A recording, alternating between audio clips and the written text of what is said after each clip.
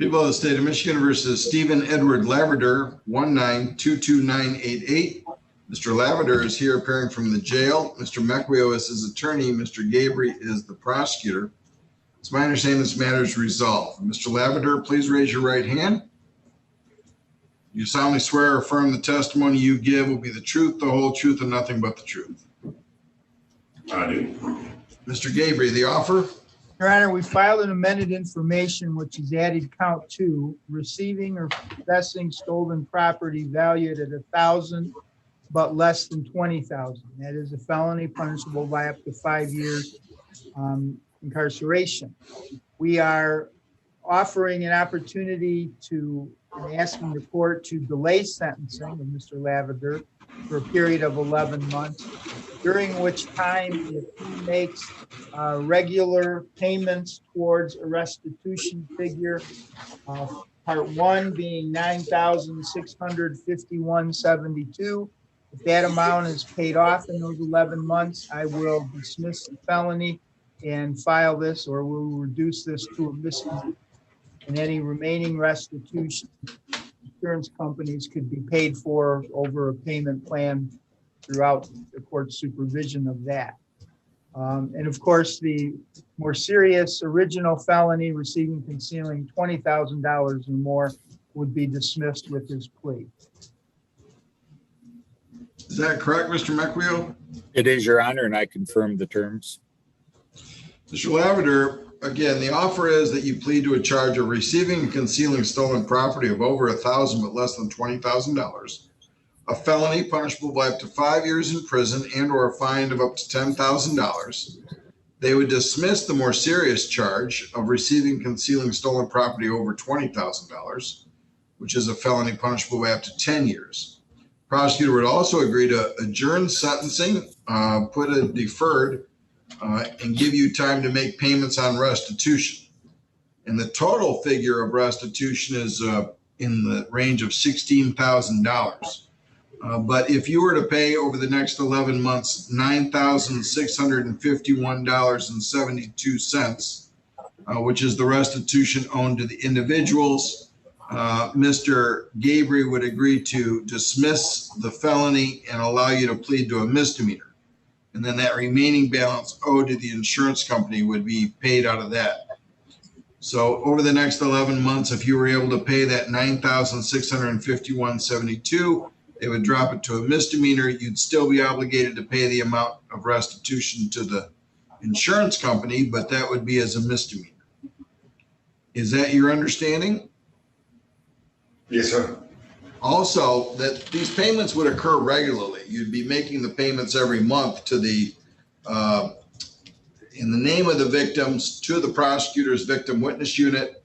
And if at some point you just stop making the payments, we would accelerate the sentencing and we wouldn't wait the 11 months and we would set it for sentencing sooner.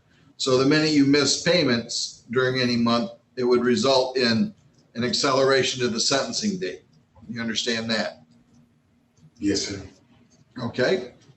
All right. So how do you plead to the charge of receiving, concealing stolen property over $1,000 but less than $20,000? Guilty. Has anyone promised you anything else to get you to plead? No, sir. Anybody threaten you? No, sir. You're doing this of your own free will.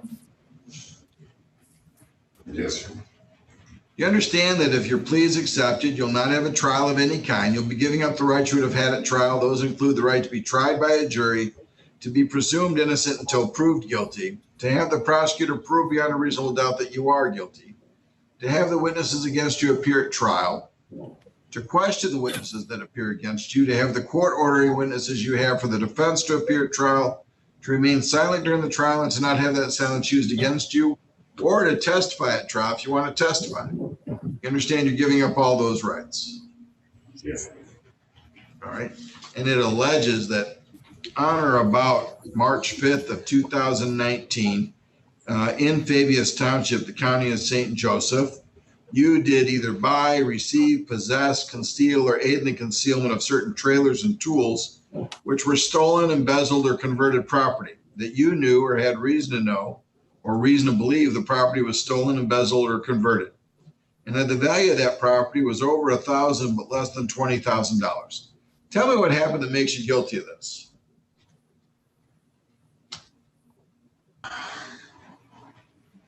My cousin and Nathaniel, two people that work for me, had taken these trailers, and I have Mr. Highfield that lives right down the road from me. He's my neighbor. And I never hooked up to one of them or took one of them to a job site once because I'm a mason and I do concrete. I don't use those kind of trailers. All my trailers are open. All three of my trailers are registered, and so are my trucks. It's something that my cousin and Nathaniel did, and I'm paying for it. Yeah. Steve, may I ask some questions, Your Honor? Sure. Steve, we've discussed this case on a number of occasions. Is that correct? Yes, sir. Right. And your cousin, is it JR? Is that his name? Or is his initial? Is that correct? And Nathaniel, is that correct? Yes, sir. The other guy? They Yes, sir. brought to your property a number of trailers, correct? Yes. And you knew your cousin and this Nathaniel had no way to buy these trailers or pay these trailers because they really didn't have work and had an extensive criminal history. Is that correct? That's true. Right. And so you allowed them to use your property to store these trailers, and you knew or should have known, had a good reason to believe those trailers were stolen, correct? Correct. All right. And the value of those trailers was certainly more than $1,000. Yes, sir. All right. Are counsel satisfied that a factual basis has been established by the defendant's statement of facts? I am, Your Honor. Me too, Your Honor. Either counsel aware of any other promises, threats, or inducements? No, Your Honor. No, Your Honor. Does the court comply with the court rule? The court has. I'm satisfied. All right, I find that there's a factual basis to establish the plea and that the plea is made knowingly, understandingly, and voluntarily. I'll take it under advisement during this deferred period. We'll reset this for review for May of 2022. At that point, we'll see how Mr. Laverdure's payments have been. If he reaches that $9,651.72, the felony will be dismissed and a misdemeanor plea can be entered. If he misses payments during this period of time, we can accelerate sentencing. Now, in terms of bond, Mr. Laverdure didn't show up for his plea last week that was set after I called off the jury. What's your position on bond now, Mr. Gabriel? I assume it's to re-grant him bond or give him a new bond?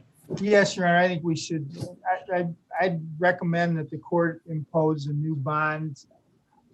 Personally, I don't necessarily have a problem with a PR bond. If he's working, I'd like the money to be earned so the victims can be repaid. I just would like to strongly encourage Mr. Laverdure to have better contact with his attorney because Mr. Mequio is going to still be representing you up until sentencing. And part of the reason we're in jail here is because of that lack of communication. So I was so sick that day. I was just so sick. I think I got a heat stroke. a lot of people have people who can call and don't. So. Yeah. So yes, there's been a whole series. As I said, there's been a series, Mr. Laverdure. You're not showing up when Mr. Mequio's here and various things over the course of this case. And for you to not show up right before trial after I excused the jurors, I issued the warrant. And you got arrested on Friday.